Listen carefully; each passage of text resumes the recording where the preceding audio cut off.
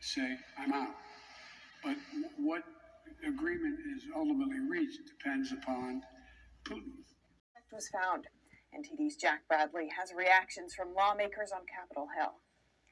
The Secret Service has wrapped up its investigation to. into the recent cocaine discovery at the White House due to a lack of evidence and without a suspect. The cocaine was found inside a package used to temporarily store electronic and personal devices prior to entering the West Wing.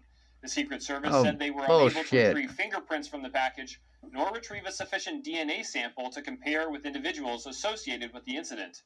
Now, facing the outcome of this investigation, let's hear some reactions from lawmakers on Capitol Hill.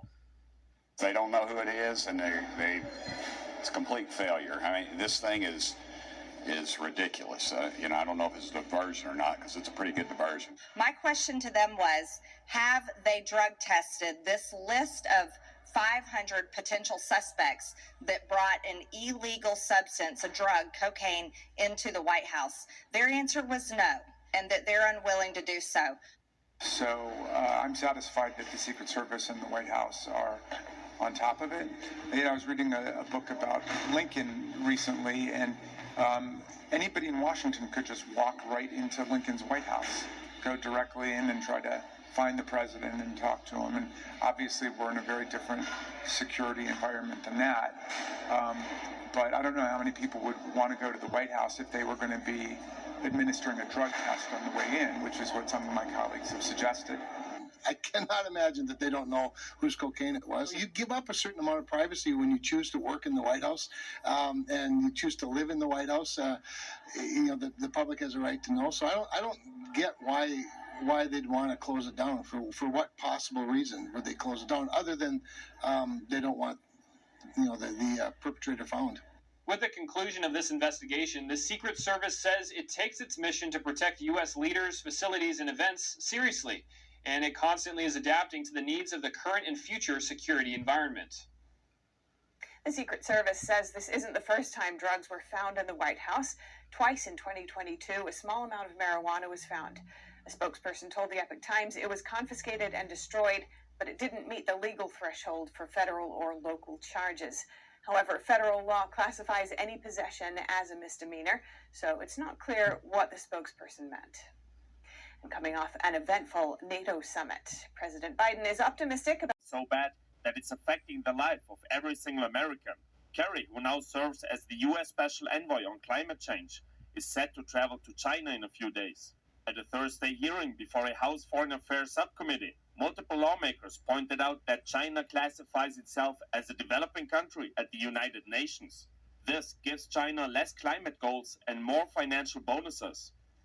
How in the world can the second largest economy maintain to you and the rest of the world with a straight face that they are a developing nation, giving them preferential treatment? The congressman called on Kerry to bring China to give up its self-declaration as a developing nation during his trip. Let me just be frank with you. That's not going to happen in this visit.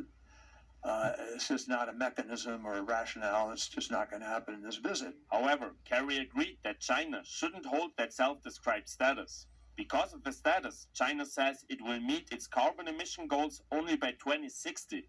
The US and other nations are planning to meet them by 2030. Another issue that came up was the structure of Kerry's office and the way it operates. You're supposed to document the carbon emissions generated by your trip. Your office has failed to do so. You're supposed to produce an organizational chart of your office. Your office only did so when there was a lawsuit filed and filled in none of the names of the people that work in your office. The congressman then pulled out a chart, asking Kerry to tell him who works in his office. You're not going to tell us who's I'm not going to go through them by name, because that is not the required process of the State Department. Who's the principal deputy for climate in your office? As I just said to you, Mr. Chairman, who's the chief of staff? I am going to go through the normal process. Meanwhile, Democrats at the hearing focused mostly on climate change and how to tackle it in the U.S. How we prepare for the transition to a green economy will have ramifications for all Americans, whether you're rich, whether you're poor.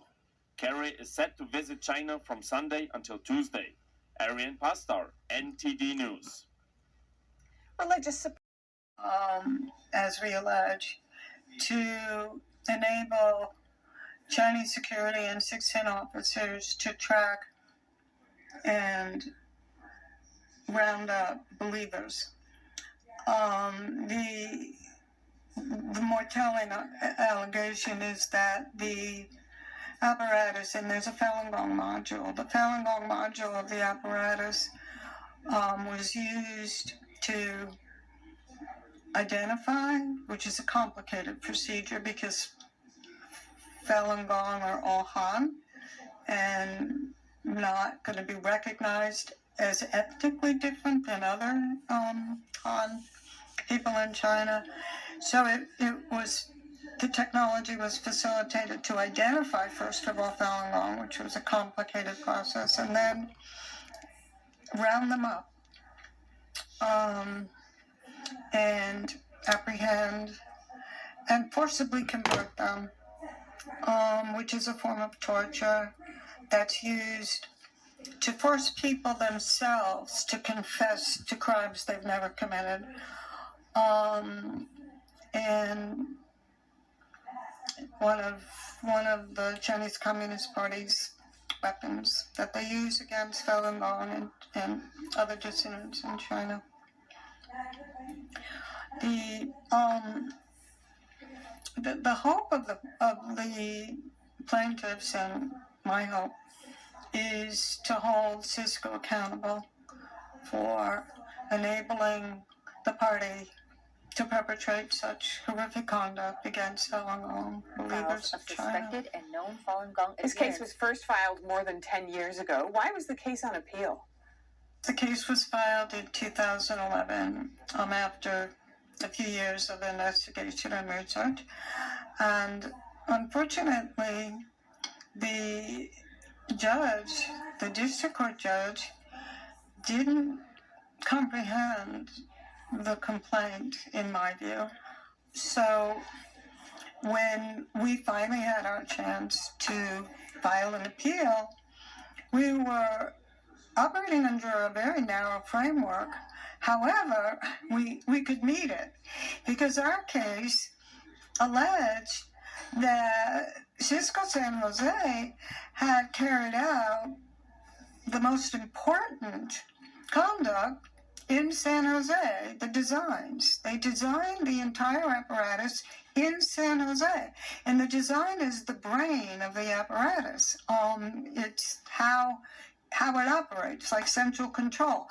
And in addition to that, they had a special Cisco team go to China with boots on the ground to help implement it, allegedly, as we allege. They conducted customer service from San Jose, as we allege. They understood the functionalities. They understood the technology. They understood the roundups and the apprehension. And they understood ideological conversion through torture, which is, what can I say, a pretty horrific crime. Forcing somebody to say they don't believe in their own religion. They don't believe in their own deeply held religious beliefs. To give up their identity as religious people, or suffer more torture or perhaps extrajudicial killing. And the panel got it, and that's really clear in the opinion, and I can't thank them enough. The opinion is remarkably strong. Terry Marsh there, Executive Director of the Human Rights Law Foundation and a Chief Attorney for the plaintiffs in this case. Marsh tells me next the defendants can ask the Ninth Circuit or the Supreme Court to further review the matter. Otherwise, the case will return to the trial court, where after a decade, the plaintiffs look forward to the chance to engage in discovery and prove their claims. And we'll keep you updated on that. Key issues essential to protecting the livelihoods of working actors and performers. SAG-AFTRA's national board unanimously voted to issue a strike order against the studios and streamers.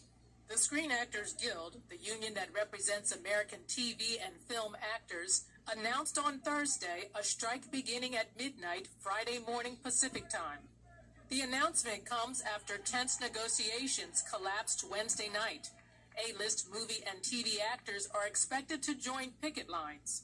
Hollywood writers began striking 2 months ago after contract negotiations broke down. Thursday's move marks the first time in 63 years that Hollywood has 2 unions on strike simultaneously. In an emotional speech, the president of the Actors Union, film and TV star Fran Drescher, said this is about greed. I cannot believe it, quite frankly. How far apart we are on so many things. How they plead poverty, that they're losing money left and right when giving hundreds of millions of dollars to their CEOs. At the heart of the dispute is the union's contention that the business model has changed, but the contract offered doesn't match the new model. The union is concerned that the current streaming model undercuts actors' income opportunities and says AI technology threatens actors' livelihoods. They want more income as well as safeguards from the technology. The union has suggested that actors withhold their labor until a fair contract is reached. Drescher called on actors to stand in solidarity. Actor Matt Damon said on AP Entertainment that actors would strike to protect those on the margins. $26,000 a year is what you have to make to get your health insurance, and there are a lot of people who residual payments are what carry them across that threshold. Some actors join striking writers. Actor Mike Nelson says everybody in the industry is hurting now. Without the actors, you can't film a thing going forward. You can't even promote stuff. Under the strike, actors are unable to film any productions, attend movie premieres, or take part in any press or social media campaigns, which will essentially stop all scripted film and TV production. Arlene Richards, NTD News. Leaving a path of destruction. This Sure you want to live in California? Roofs, shattered walls, slanted chimneys, and suspended decks dangling over an adjacent canyon. One anonymous Rolling Hills Estate resident shared with us, "When I first bought my house 6 years ago, they told us we were safe living on this hill. How do I know if my home is safe today? Am I going to have to evacuate next?" The cause of the landslide still remains under investigation. Janice Hahn, chair of the Los Angeles County Board of Supervisors, who represents the area, said, "We won't know until a geologist and a soil expert really does a post-op on this and tells us what happened." She goes on to say, "But because of that fissure, the initial thinking is that it was because of the heavy rains that we had last year, and all that underground water has caused this, but we don't know." The city of Rolling Hills Estates, along with Janice Hahn's office, announced Wednesday they have teamed up to form a $125,000 fund for the residents affected by the recent land movement on Pear Tree Lane. The grounds continue to shift here in the Rolling Hills Estates, creating an unsettling environment for its residents and the unknowing of what's to come. Christina Corona, NTD News, Ranchos Palos Verdes. Turning our attention. As we allege, to enable Chinese security and 610 officers to track and round up believers. The more telling allegation is that the apparatus, and there's a Falun Gong module, the Falun Gong module of the apparatus was used to identify, which is a complicated procedure because Falun Gong are all Han and not going to be recognized as ethnically different than other Han people in China. So the technology was facilitated to identify, first of all, Falun Gong, which was a complicated process, and then round them up. And apprehend and forcibly convert them, which is a form of torture that's used to force people themselves to confess to crimes they've never committed. And one of the Chinese Communist Party's weapons that they use against Falun Gong and other dissidents in China. The hope of the plaintiffs and my hope, is to hold Cisco accountable for enabling the party to perpetrate such horrific conduct against Falun Gong believers of China. and known Falun Gong. This case was first filed more than 10 years ago. Why was the case on appeal? The case was filed in 2011, after a few years of investigation and research. And unfortunately, the judge, the district court judge, didn't comprehend the complaint, in my view. So when we finally had our chance to file an appeal, we were operating under a very narrow framework.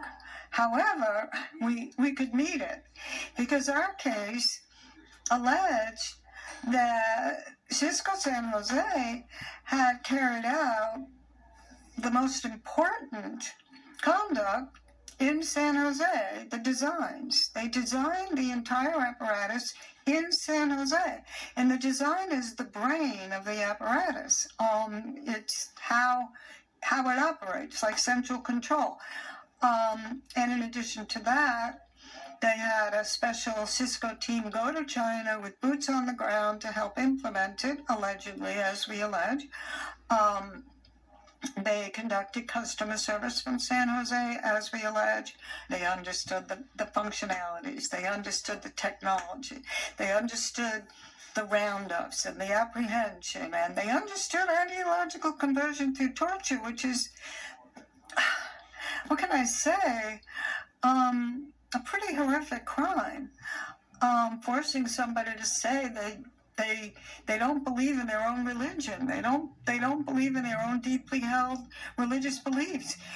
To give up their identity as religious people, or suffer more torture or perhaps extrajudicial killing. And the panel got it, and that's really clear in the opinion, and I can't thank them enough. The opinion is remarkably strong. Remarkably strong. Terry Marsh there, Executive Director of the Human Rights Law Foundation and a Chief Attorney for the plaintiffs in this case. Marsh tells me next the defendants can ask the Ninth Circuit or the Supreme Court to further review the matter.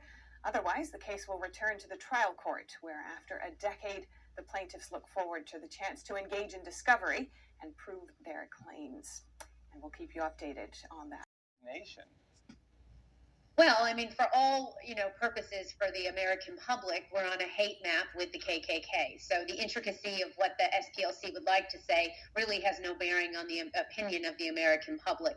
But I guess they wanted to try to get in the weeds and say we were anti-government and an extremist group, which is just laughable considering the fact that we engage in government and encourage people to run for office all over the country, and are proud to say we had 275 people elected to public office last year. So it just doesn't make a lot of sense. Well, for people who might see that designation and, maybe not be clear in what it really means, what would you tell them about your organization in response to that designation? We're a nonprofit, nonpartisan grassroots organization started by two moms. Over the past 2.5 years, we've grown to 300 chapters in 44 states with over 120,000 members, because we are speaking directly to moms and dads on the ground. Moms and dads know that there is indoctrination happening in our public schools. And when COVID happened and American parents stood up and said, wait a second, I'm going to go to my public school and I'm going to have my voice heard, we know what happened to us. We were labeled domestic terrorists. The FBI questioned parents. Our mics were shut off at school board meetings. So our ability to exercise our rights as citizens in America was stopped. And so, I think that there seems to be a real effort by the SPLC and others, including the DOJ, to silence parents. Well, I understand your organization has actually been attacked since that designation. What kind of attacks have you been facing? Death threats, numerous death threats. Some of the things that have been said to us are just incredibly awful. And, watching what happened with the Family Research Council and the target that was put on their backs by the SPLC designation and violence ensuing from there, I think it's very concerning and incredibly irresponsible for the SPLC or for the American government to put a target on the backs of American moms and dads. Well, and do you see that as kind of like a dog whistle for people to do that to you? Like, I'm curious what the effect is once a designation like that is given, and whether they might be aware of the effect of that. Yeah, I think a lot of the things that you've been seeing happening of these false labels and false information being shared about Moms for Liberty is definitely an effort to whip up people into a frenzy. The messages that we've been receiving, to be clear, are awful. We received a message saying that they hoped our husbands would rape our children, that we would be force-fed hot lead, that, horrible things. We've cut the brakes on your tires. We know where you live and your children are not safe. The things that people have said are atrocious and vile and disgusting, and I have to imagine that that was the point of what the SPLC did, to make us almost seem not human or not real people. But I assure you, we are normal, everyday moms and dads with children and lives. We love our country, and we are very worried about what the future of America is going to look like if this type of vilification of American citizens for speaking their mind and exercising free speech, where does this end? And that's very bizarre to me, because if we remember what happened with the Department of Justice and the, of course, school board meetings, one of the teachers' unions wrote to the DOJ and asked for there to be terrorist investigations, claiming that they were facing death threats. There was never a police report filed, but the DOJ did respond to that and allegedly did do terror investigations. You are saying you're facing death threats. Do you plan on taking any action with that? And do you think that the DOJ maybe should treat it the same way? Absolutely, we do. And we have reported all of the different incidents and threats that we're receiving to the FBI and law enforcement. And unfortunately, it seems like perhaps something really bad will have to happen before they'll take action. I never imagined in America where parents living and raising their children would be put in such a threat of danger. Hey, Tiffany Justice, pleasure having you on. Thank you so much. Thank you, sir.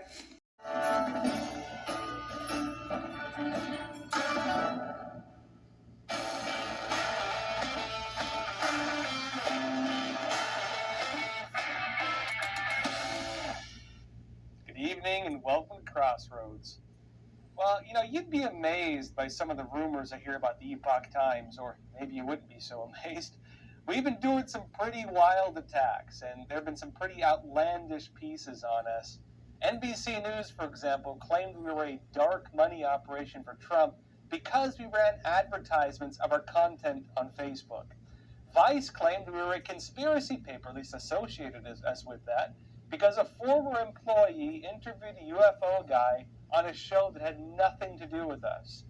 The Atlantic even called me a melancholic 30-something with a thatch of thick black hair. Okay, well, maybe that last part's kind of accurate.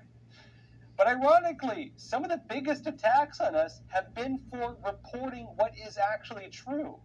That Atlantic piece, for example, it accused us of suggesting that COVID-19, quote, could have emerged, maybe purposefully, from a lab in Wuhan. You don't say. Some of the biggest hit pieces on us from the New York Times were for reporting that the Trump-Russia scandal was a hoax, which it was. In fact, it's even public record now. The public knows it. But there's also an ongoing theme to these hit pieces, which is claiming we're connected to the Chinese spiritual discipline Falun Gong. And they often package these hit pieces with what look like copied and pasted propaganda lines directly from the Chinese Communist Party, ironically used to try to justify a genocide targeting the estimated 100 million Falun Gong practitioners in China. And that's just plain old not nice. Unfortunately, this has been one of the bigger misunderstandings of the Epoch Times. So what's the real story? We were started by Chinese Americans who escaped communism. Many of our staff were persecuted or even tortured in China for their beliefs. Many of them have friends or family who were abducted or even murdered by the CCP. And because of this, they understand the risk that America faces as it flirts with communist ideas, and the CCP. We've been the canaries in the coal mine on quite a few issues. And look, we've been ostracized for warning the public, but we have a pretty good track record of having gotten the stories right, although it's often too far ahead of the curve to get credit for it. So what's Falun Gong, and what's the relationship between the Epoch Times and the religion? Well, in my opinion, this is actually one of the best traits of our media. It goes into the story of how the Epoch Times was founded, and it's what we've been up against all these years. The only problem is our own story is not widely known. This actually changed quite a bit today, though, because Representative Ralph Norman, he read the story of the Epoch Times onto congressional record. He told the story of our founder and CEO, John Tong. He told the story of the quiet battle that we have endured as the Chinese Communist Party has arrested our reporters, threatened our advertisers, and done everything in its power to try to destroy us. And he told a story as well of how, despite these challenges, we've managed to build a global news outlet that currently holds the 4th largest newspaper subscription in all the United States. I'll play a video of that in a bit, but first, let me explain a bit more of the background.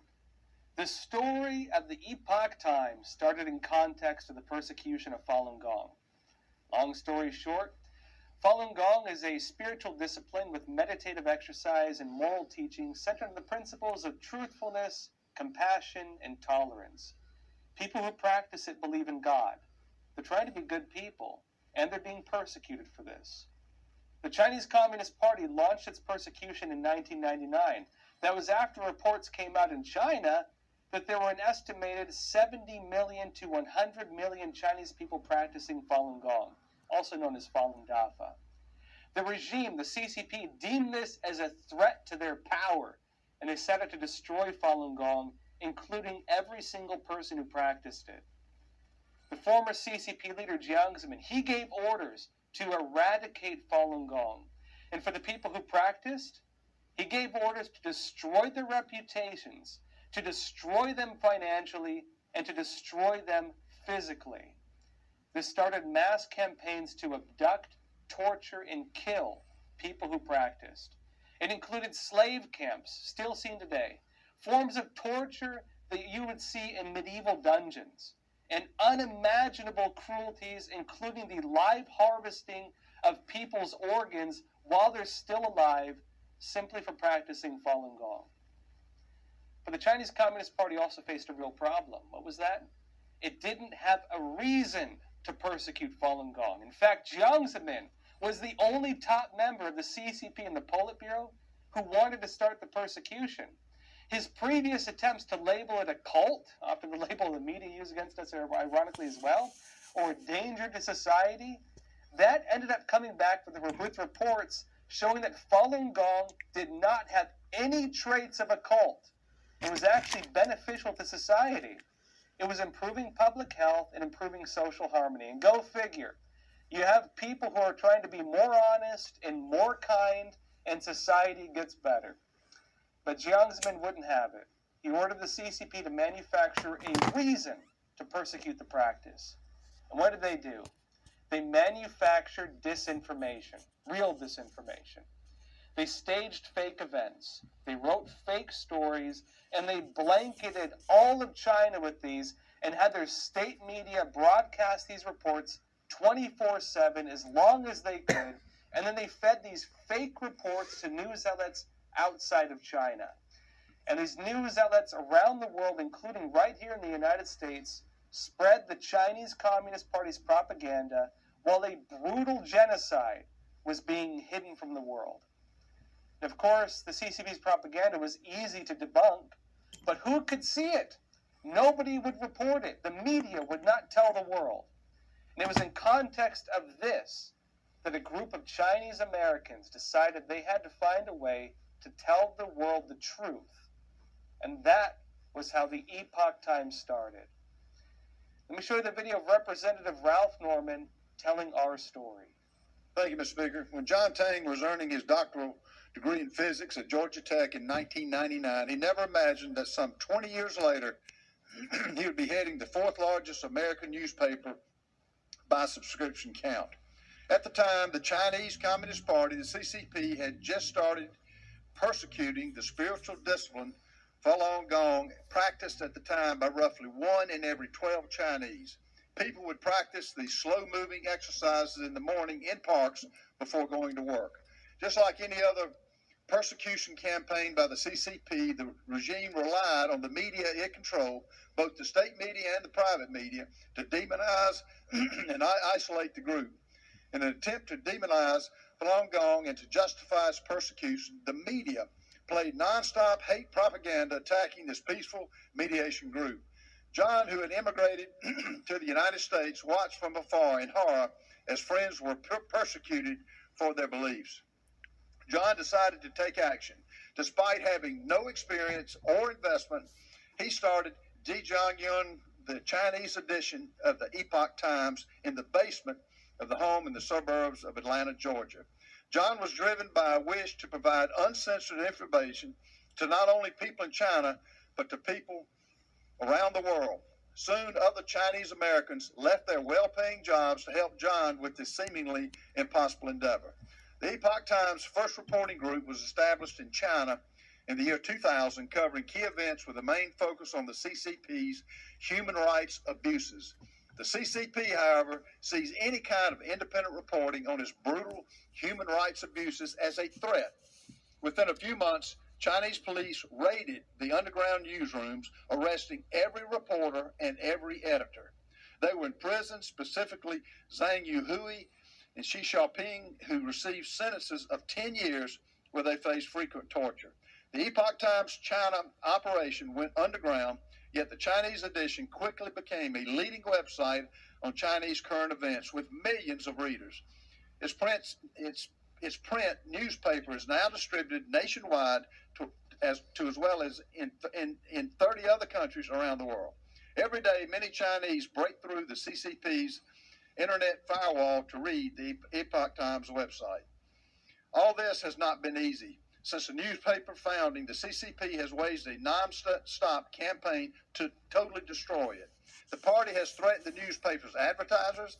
They have launched incessant cyber attacks on its website and its IT systems, and have threatened relatives of staff members back in China. The harassment has not been limited just to China. In 2006, the home of then Chief Engineer Peter Lee was broken into by assailants who tied him to a chair and beat him before stealing 2 computers. Meanwhile, in Hong Kong in 2019, assailants started a fire in the newspaper's printing press. And in 2021, armed men entered the building and used sledgehammers to smash printing equipment. The Epoch Times also inspired the Tui Dang, which means the Quit the CCP movement. As a result of the Epoch Times publications of these special series, 9 commentaries on the Communist Party, which provides the most thorough interview to date of the true nature of the CCP, more than 410 million Chinese people and counting have sought to sever their membership in this party and the affiliated organizations. Realizing that the CCP had put enormous effort into infiltrating the United States of America, especially media organizations, resulting in many U.S. media carrying the communist regime's propaganda, the Epoch Times launched in English in 2003 and started a print edition in New York in 2004. The Epoch Times independent reporting has attracted a large readership in the United States, now ranking as the 4th largest newspaper in the country by subscriber count. Its website is read by tens of millions of people every month, every day. Just like its Chinese companion, the Epoch Times prides itself in being independent and serving the interest of the readers. Under its slogan, Truth and Tradition, the Epoch Times adheres to the best practices and highest principles of journalism and seeks to highlight the best of humanity to inspire people. Epoch Times now has editions published in 36 countries and in 22 different languages. Folks, this is all about one word: freedom.